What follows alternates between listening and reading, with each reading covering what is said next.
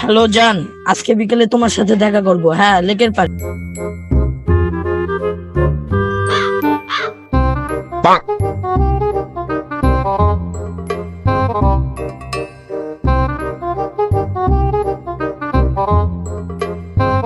ভাই আমার 32 টাকা হারা গেছে, আপনারা কেউ দেখছে?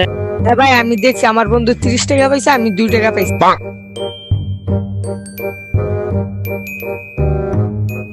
চালান ভাই টাকা। ভাই 2 টাকা লাগবে না, আপনারা রেখে দেন। হ্যাঁ জান, আজকে দেখা করতে পারবো না, আব্বার ব্যবসা সামলাতে সৌদি আরব যেতে হবে।